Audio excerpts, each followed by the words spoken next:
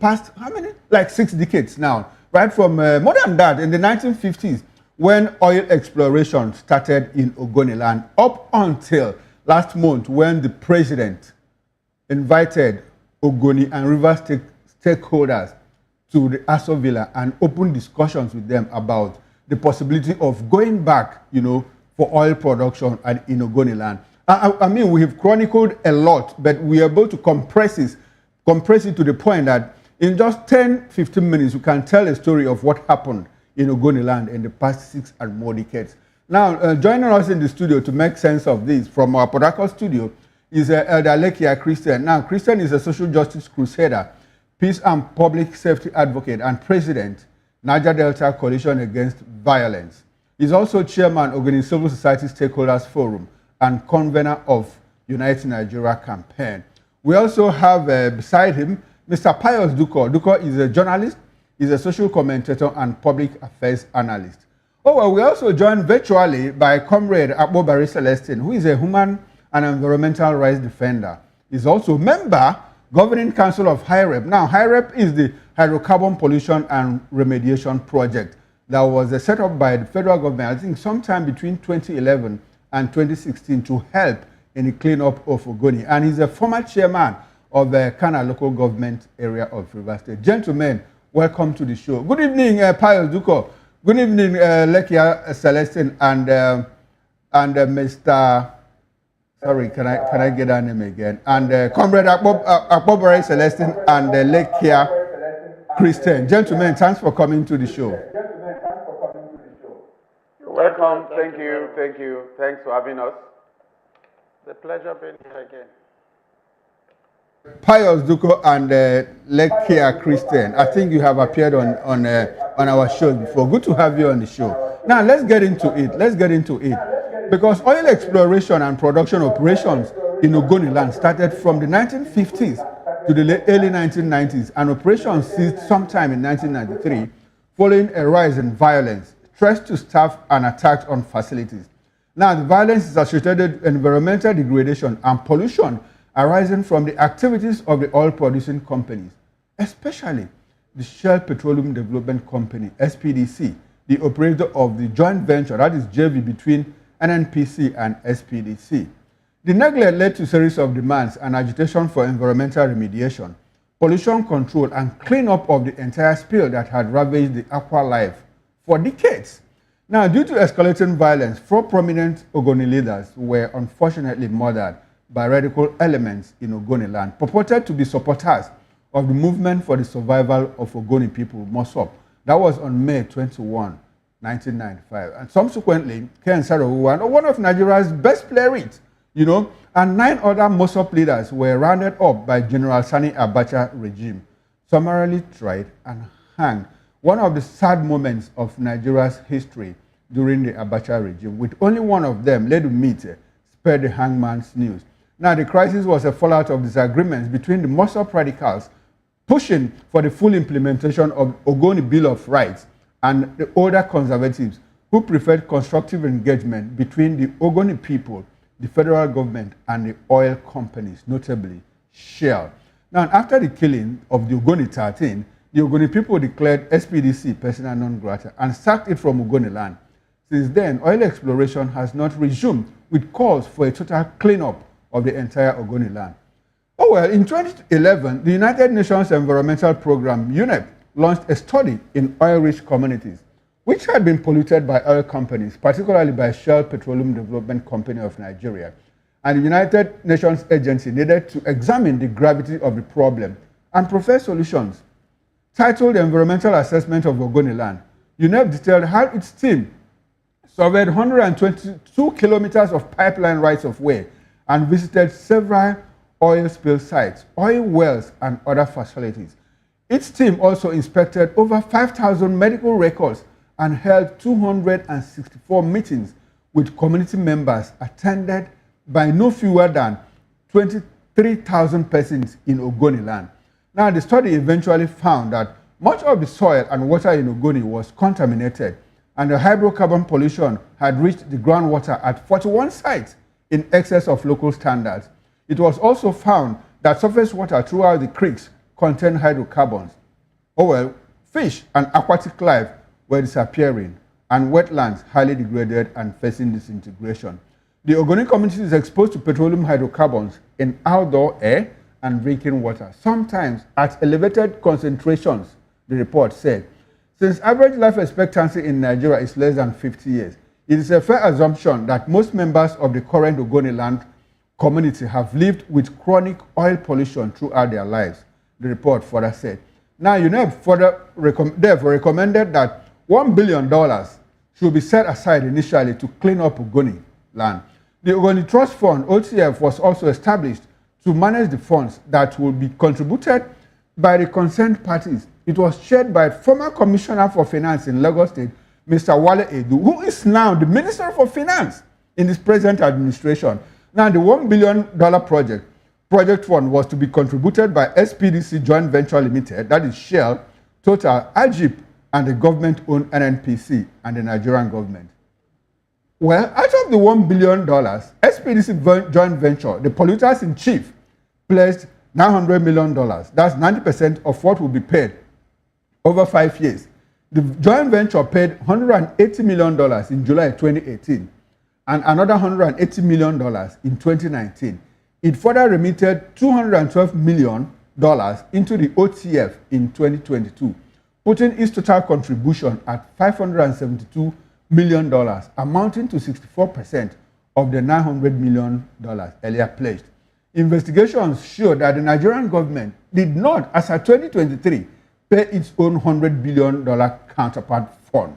Sorry, $100 billion naira counterpart fund.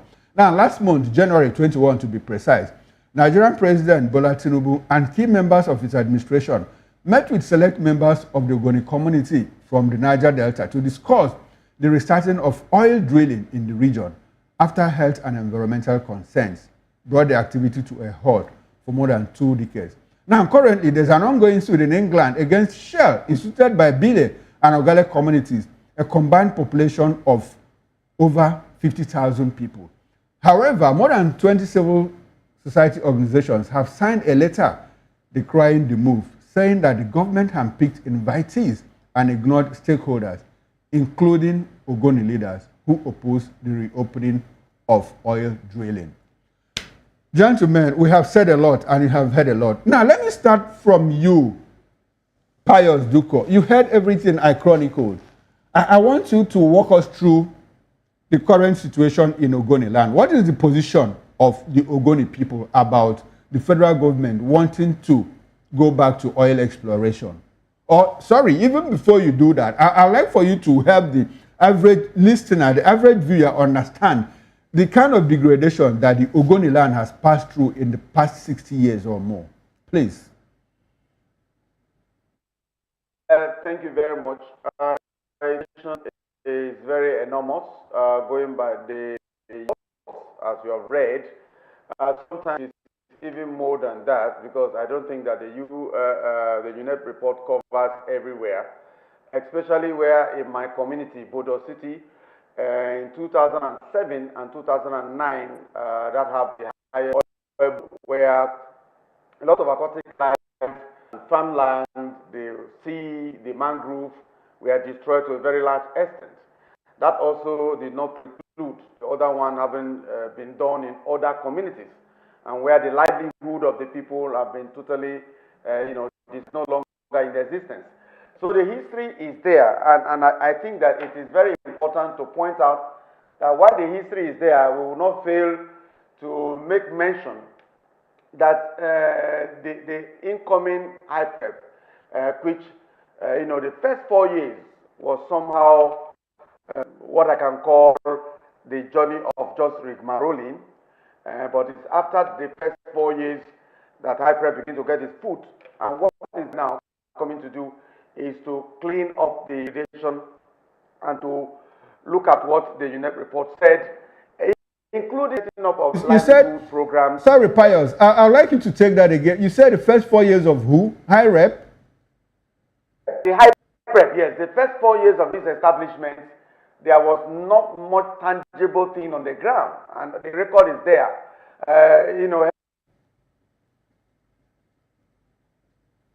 Elopius, are you talking about high rep? The first 4 years of high rep?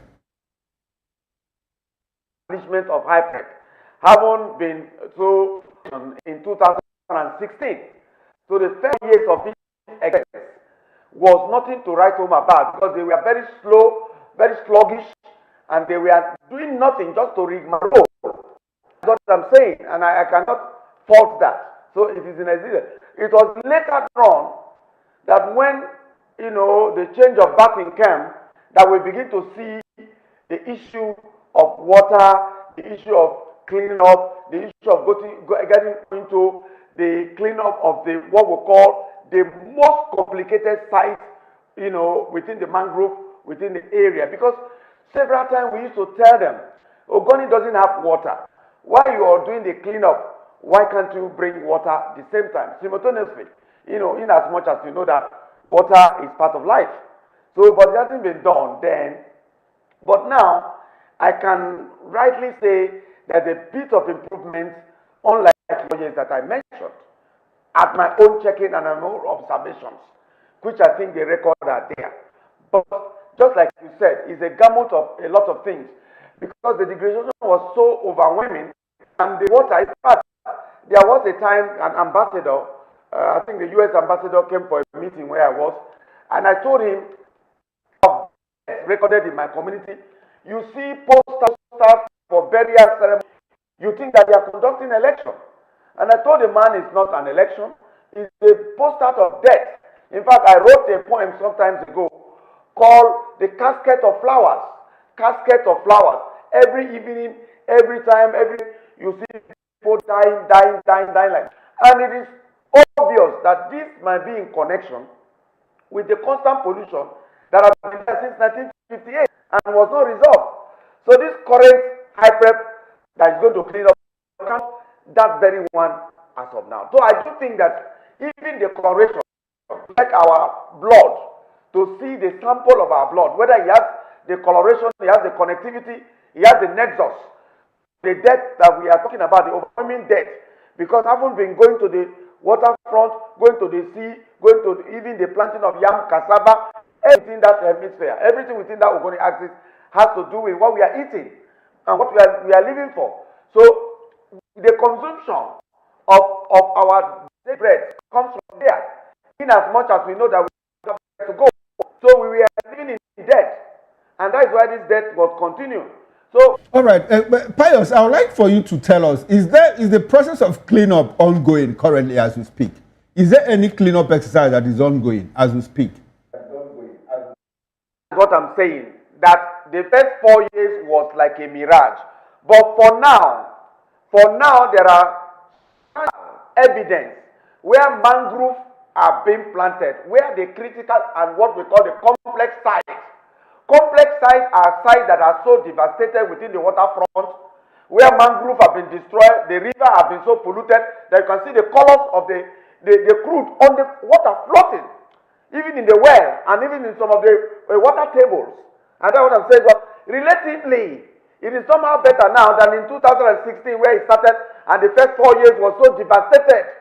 But the tenure of Professor Zabe now and the former Dr. Jandom, within that 2 years, to be very candid, there is reasonable something you can say, because mangrove, over 1,000 species of mangrove have been planted and they are growing, and most of the shoreline are being cleaned. And because it is this mangrove that habitat the fishing and the seafood, the periwinkle. Let's get reaction from Christian Lake here, who is right there in the studio with you.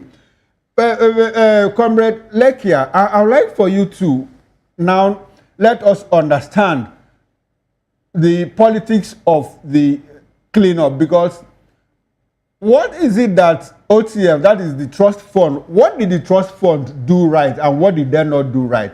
I mean, a whooping $572 million was put in by SPDC, yet we are still saying that Ogoni people are still saying, look, we have not done enough, and currently they're asking for ₦1 trillion for the cleanup of the wider Niger Delta. What happened to the $572 billion? $million rather. I would have loved to answer that question if I were to be the chairman of that trust fund. You know, all the same, I am an Ogoni man, just like my brother was saying. The Ogoni conflict is born out of a peculiar background. It is common everywhere in the Niger Delta, you know, in terms of knowing the records Shell have created. They have great disregard for human lives as well as the environment. And the way they operate in Nigeria is not the same way they operate outside this country. Like you rightly said, though oil was found at Oloibiri in 1956, it was Ogoni oil, the oil found at Bomu oil field. In 1958, February placed Nigeria on the map of the world as an exporter of oil, crude oil.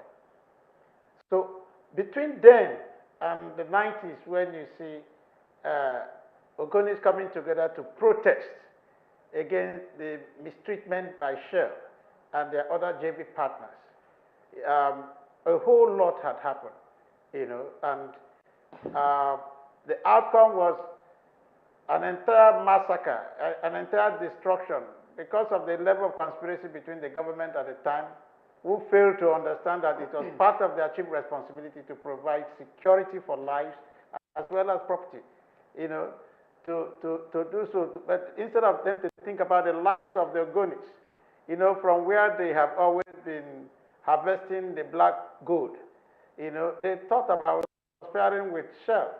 They deployed a whole lot of armies and all of that to the area to guide Shell staffs. And if you see the narrow where they call the location route, where they have their right of way. Without fear or favor, through factual and accurate stories and contents. Corruption kills three things that makes a society. Representing the interests of the people and giving them a voice. Voice of the People TV is here to stay towards building a fair society. VOP TV, Voice of the People Television, truly a voice for the people.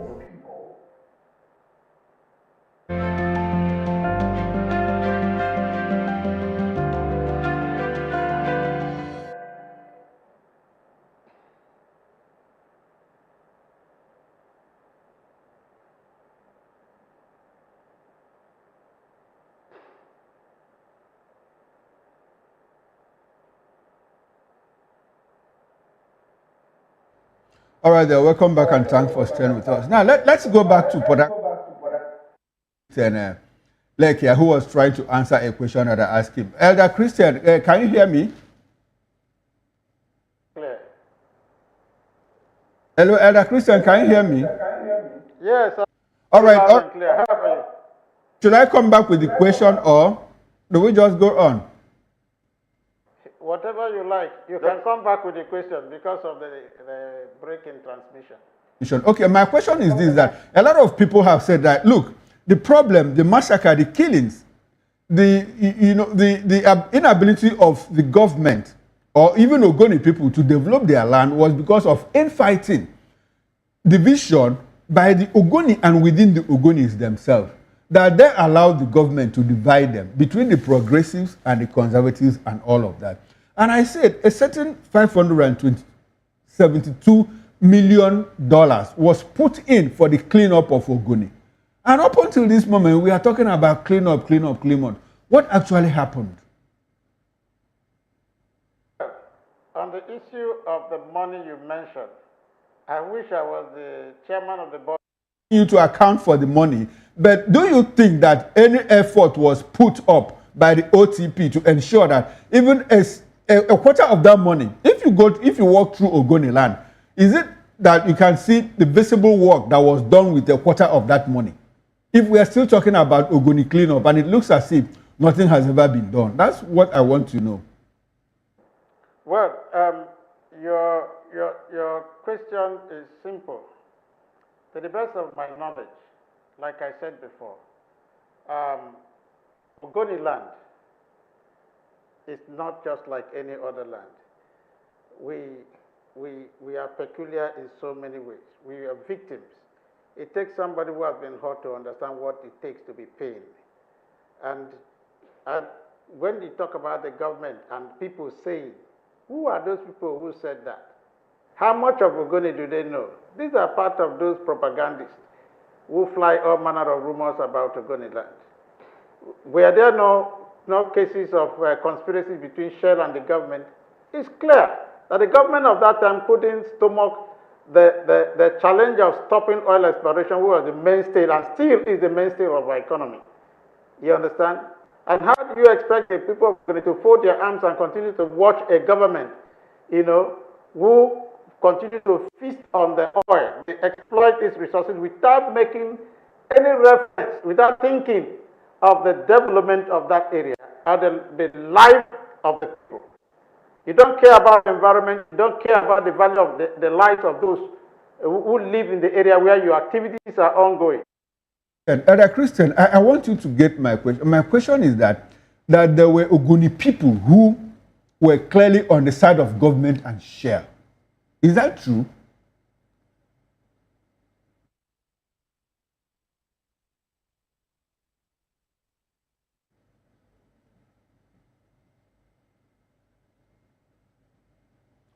Okay. All right. All right.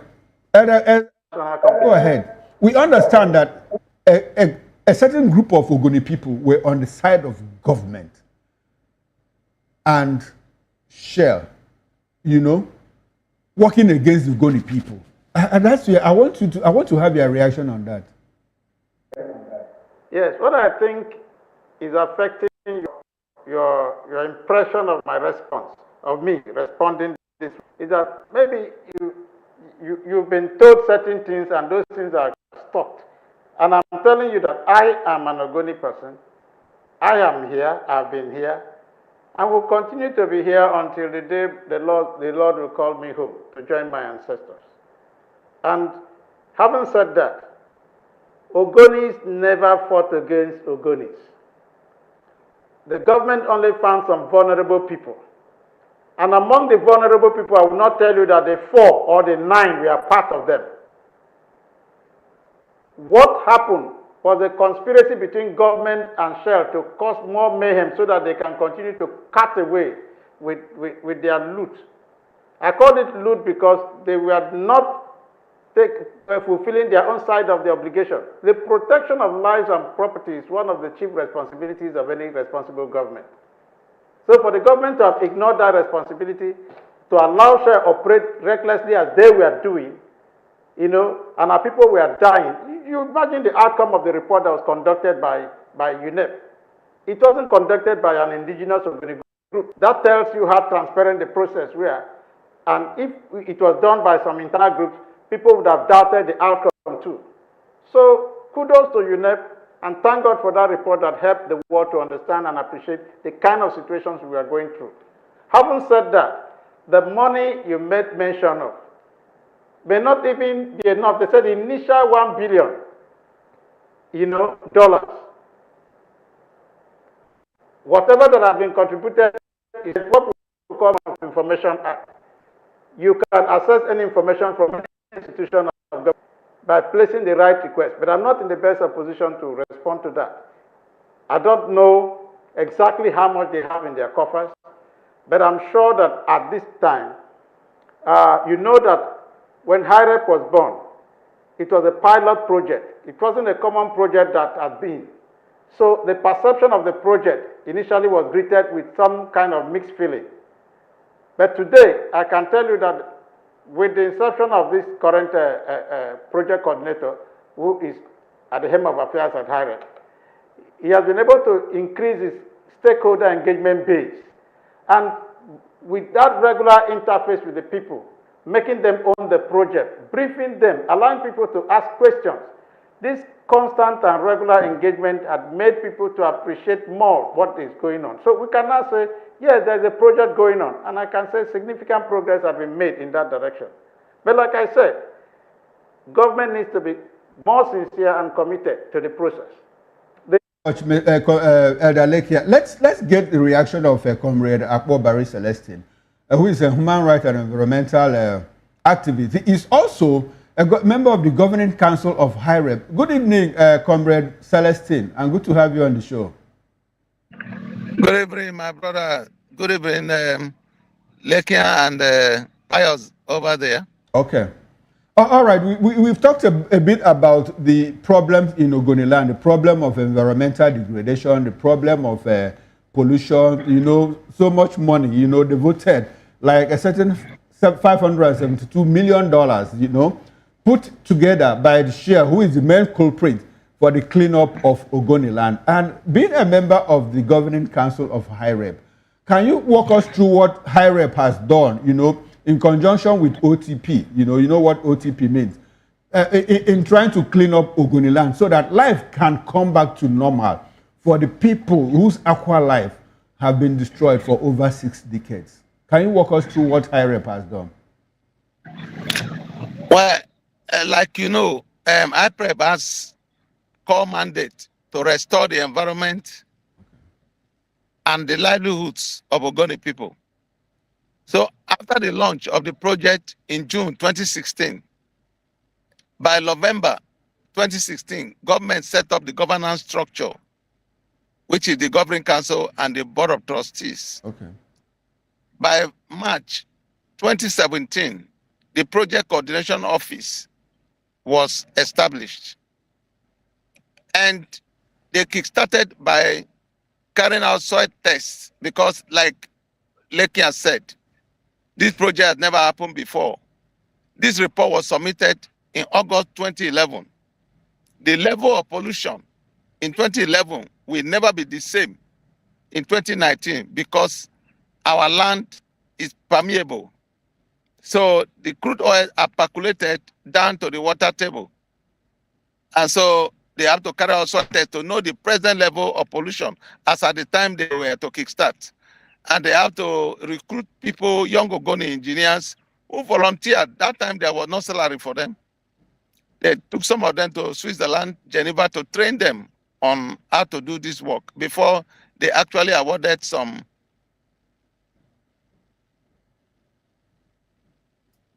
sites for cleanup.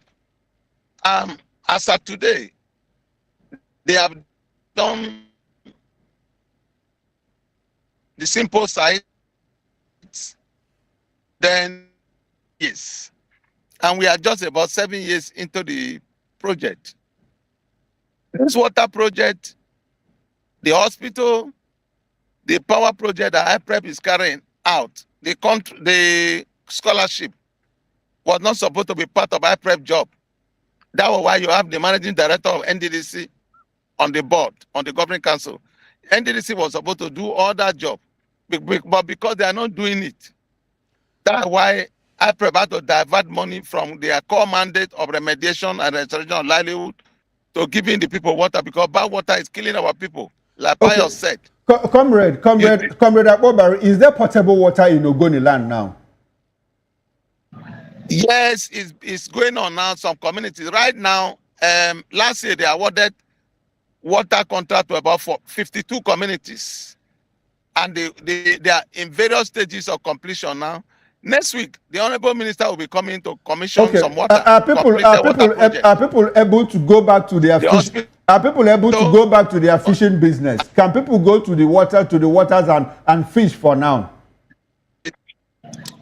Yeah, in some places, not all.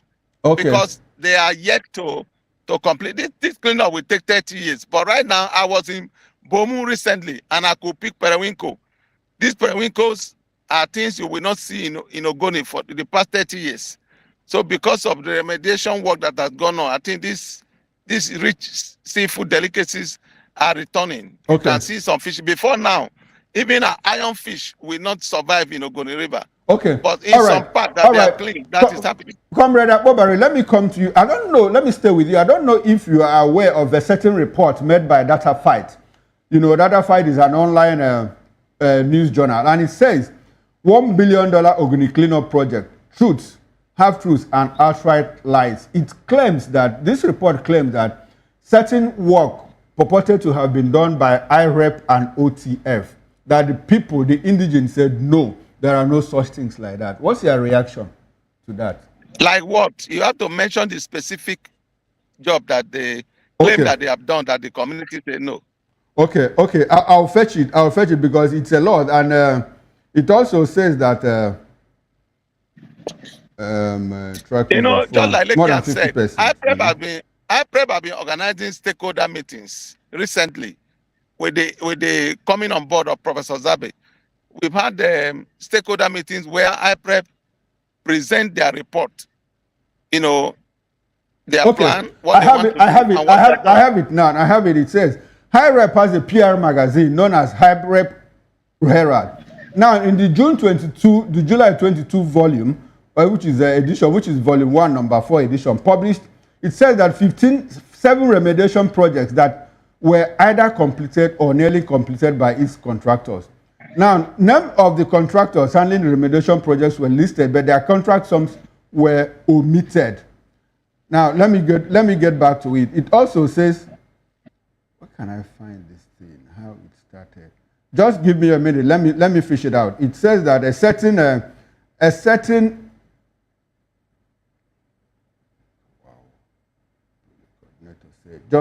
okay. It was found that work done at Ngofa was shoddy. Now the lots were full of potholes. Also, the soil was not fertile as efforts had been made to plant in it after remediation, but the seeds never germinated. According to former, and it says a lot of companies like Andelstar, a certain company was awarded project, and this company was never registered with the Corporate Affairs Commission, CAC. It also made claims that 70% of the work that were not done were given to Ogoni indigenes. And I like the fact that you said also that people were sent to Switzerland to go and learn this work. They came back and they were awarded contracts and they didn't execute them. How much responsibility should the Ogoni community take for what has happened to Ogoni land in the past 6 decades and more? Don't say that people were sent to Switzerland to learn the job and they were given contracts. People that were sent to Switzerland are staff of IPREP, not contractors. Okay. But I want to say that all the contractors from Ogoni are the best rated in terms of remediation work in IPREP. If you look at the time frame and the quality of job, in terms of rating, contractors from Ogoni have always come top. So that is a lie. Talking about contracts awarded to companies that were not registered, I will say that is a lie, because definitely IPREP contract is not like stationery that you are supplying stationaries. There are certain criteria that you must meet. If you tell me that they awarded contract to government officials who does not know about remediation, I will say yes, you are right.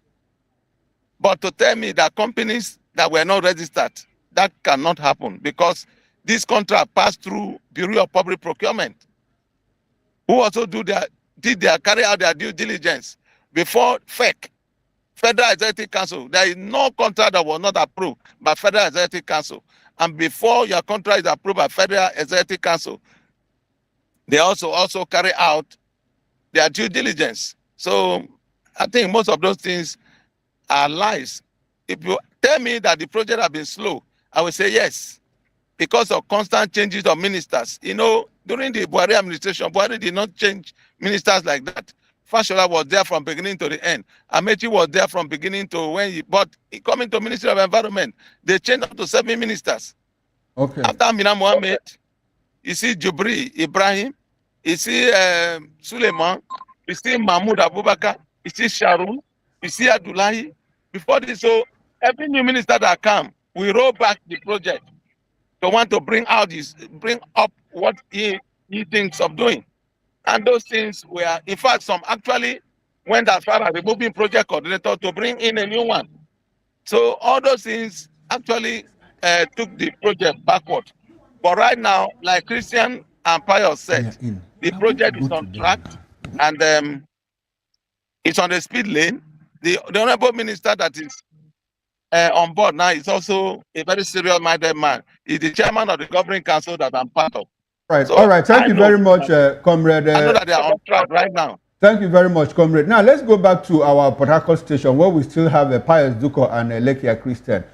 sitting in there. Now, Pius, I want to ask you, the last month, 21st of January to be precise, the president convened Ogoni and River stakeholders meeting in Aso Rock, and I think one of the things he discussed is the possibility of going back to Ogoni land for oil exploration. Why is it that Mosop is kicking against that? Mosop says they were not invited. Is it true that they were not invited? And do you think that Mosop has is it a true representative of Ogoni people? Because I also understand that a certain number of Ogoni people were also in that entourage to Aso Rock. What is the problem now between Mosop saying, look, we were not part of it, and a certain other people saying, look, we are in discussions with the government? Let us understand all of that. Yeah, let me quickly clear one fact. Mosop is Ogoni and Ogoni is Mosop. So if you cannot separate the two of them, it becomes so difficult, the people who are now claiming that they are Mosop.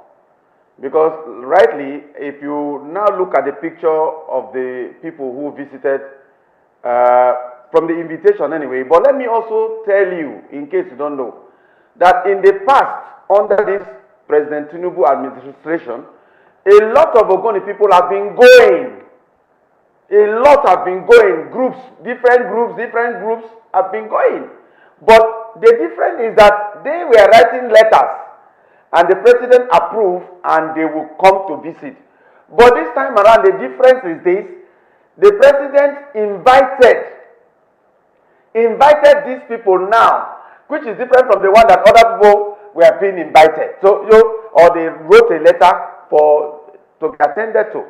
So, I don't think that the issue of Ogoni claiming that they are not there is quite here or there, because I cannot figure out all the representative of that visit.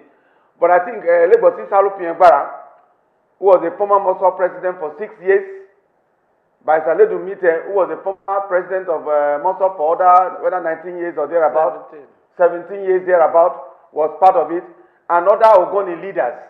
I'm just citing that because, as I said in my introduction of this very one now, it is a mix-up of issues. In fact, during the registration of the Movement for the Survival of Ogoni people, we allow everybody to register with 1 naira. So there is no other group of people called Mosop, and there are another separate called they are not Mosop. Every Ogoni man who have earlier registered, or as you're coming, born into the system, as you are born to the system today as a Ogoni, male or female, you are Ogoni. So to now answer you clearly, the issue was not totally that they must go and take oil first. The issue in that 15 minutes discussion, it was only 15 minutes recorded, was that Mr. President said, you people have suffered so much injustice, from the environmental degradation to all the things, killing of your people and all that. And because of the method that you people use, the advocacy method, the method of peace and tranquility, I, Mr. President, have also suffered that too when I ran out of the country, and I was also on exile. And I know your struggles. So I am coming to call you people now. But we cannot change the hand of the clock, the hand of the time. So you people should also come together and forgive yourselves and heal the wound. And go and look at what we can do for you first. Haven't known that the oil... I'm very sorry. We have to reconvene, because this is not a topic we can treat in 1 hour. Our time is up, and we just have to go. Please, can you, in like 30 seconds, give me your concluding thoughts?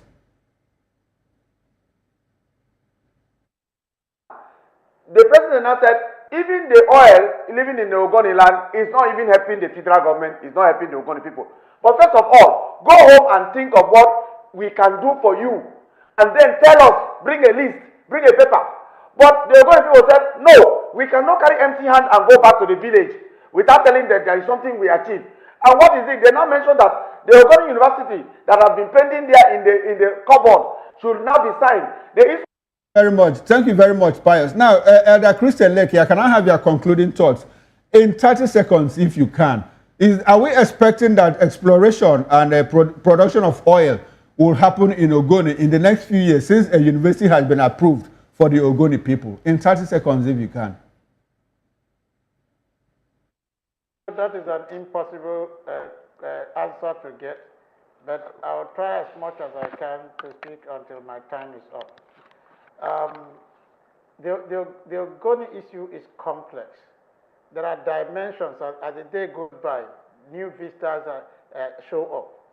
For us, we need healing, we need to deal with a lot of issues, and thank God Ogoni is united, but that does not mean that you won't have detractors here and there. We're working hard to ensure that the Ogoni agenda is achieved. Thank you very much, Elder Christian Leke. Now, let me come to you, Comrade Abobari. Can you, in 30 seconds, tell us what to expect from HIREP going forward? Well, what I expect from them is that men should put money into HIREP because it will take 30 years to clean up Ogoni. And they have just started. The $1 billion was a takeoff grant. Okay. I want government to wake up in the morning to say, we are putting in $100 billion into this. Apart from that, HIREP should begin to conduct environmental audits in other parts of the Niger Delta. Because until other parts are clean, Ogoni will not be clean. Okay. All right then. Thank you very much, gentlemen. Thank you very much, gentlemen. Now, this is where we have to wrap up this conversation. Unfortunately, we have to leave now because our time is up.